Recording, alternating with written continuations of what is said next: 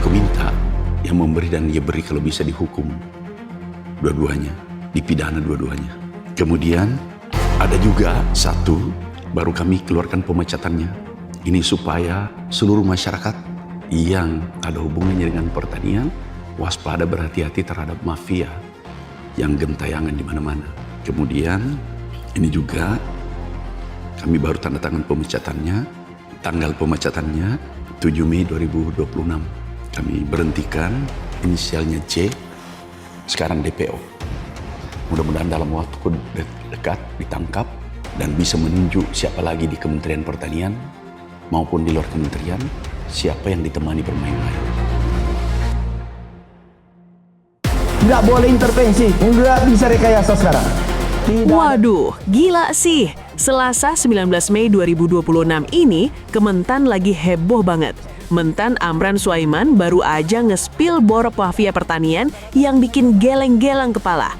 Ada oknum yang jual nama kementerian buat minta duit ratusan juta, plus ada temuan benih bermasalah senilai 3,3 miliar di berbagai daerah, seperti Banten, Manado, sampai Gorontalo. Pak Mentan nggak mau basa-basi, pelakunya langsung diproses hukum dan dipecat. Beliau nggak mau nasib petani dipermainkan cuma demi cuan ilegal. Biar nggak salah paham, tonton video lengkapnya sampai habis ya. Assalamualaikum warahmatullahi wabarakatuh.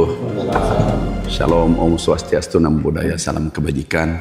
Teman-teman yang saya hormati, ini tenaga ahli, staf khusus, deputi, dan para direktur yang hadir. Hari ini sebelum kami insya Allah berangkat ke Tanah Suci besok, kami ingin sampaikan beberapa hal. Yang pertama, seperti selalu saya sampaikan arahan Bapak Presiden, kita diminta swasembada. Alhamdulillah stok kita hari ini sudah mencapai 5,3 juta ton. Kemudian juga penegakan hukum di sektor pertanian, manakala ada bermain-main. Nah, alhamdulillah kita juga sudah lakukan, sudah ada tersangka 76, dan yang menarik juga tidak kalah pentingnya adalah perangi mafia. Dan mungkin apakah ini juga dikategorikan mafia karena dia mengatasnamakan Kementerian Pertanian meminta uang pada orang yang ditemukan satu orang 300 juta. Itu nama yang menerima adalah inisialnya H, yang memberikan adalah R, dan dijanjikan proyek di pertanian. Kami minta kepada kepolisian mengusut tuntas sampai ke akar-akarnya. Kalau ada yang terlibat di pertanian, aku pastikan aku pecat. Nggak ada lagi waktu, nggak ada lagi ruang untuk menasihati, memberi peringatan. Tapi kalau aku temukan, kami minta kemarin diusut tuntas, karena ini kejahatan, ini mafia menurut saya, karena mengatasnamakan kementerian meminta uang. Dan kalau nanti pihak penegak hukum menemukan ada terlibat dari kementerian, aku pastikan aku pecat. Ini seperti yang dulu, meminta 27 miliar, menjanjikan proyek. Kemudian yang dulu juga, waktu saya menjabat, meminta 350 juta, kemudian 150 juta, aku pecat juga dia. Nah ini sementara didalami, dan aku minta yang memberi dan dia beri kalau bisa dihukum dua-duanya, dipidana dua-duanya. Kemudian ada juga satu, baru kami keluarkan pemecatannya. Ini supaya seluruh masyarakat yang ada hubungannya dengan pertanian waspada, berhati-hati terhadap mafia yang gentayangan di mana-mana. Di mana pertanian sekarang anggarannya cukup besar. Kami mohon kalau ada mengatasnamakan kementerian, jangan percaya bahwa di sana bisa diatur dan seterusnya. Kemudian ini juga kami baru tanda tangan pemecatannya, tanggal pemecatannya 7 Mei 2026. Kami berhentikan inisialnya C, sekarang DPO. Mudah-mudahan dalam waktu dekat ditangkap dan bisa menunjuk siapa lagi di Kementerian Pertanian maupun di luar kementerian, siapa yang ditemani bermain-main.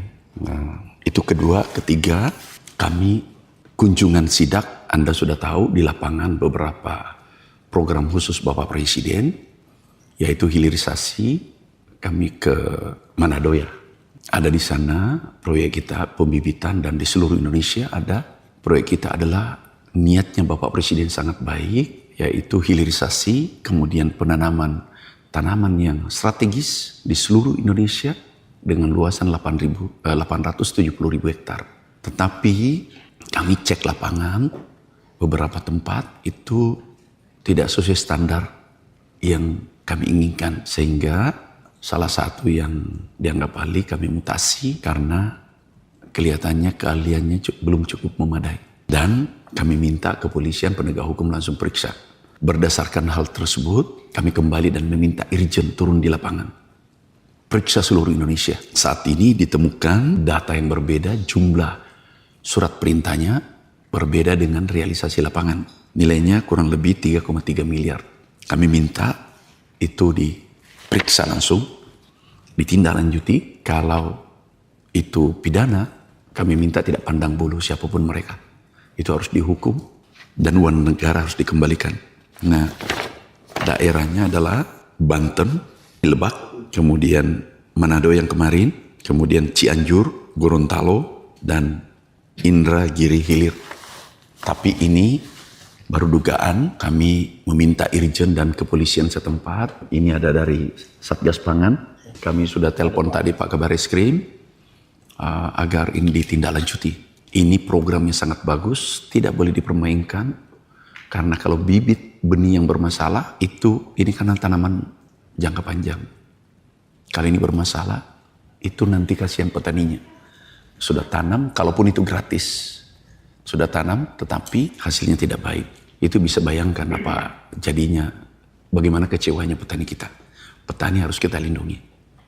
Nah itu saja saya sampaikan untuk sementara.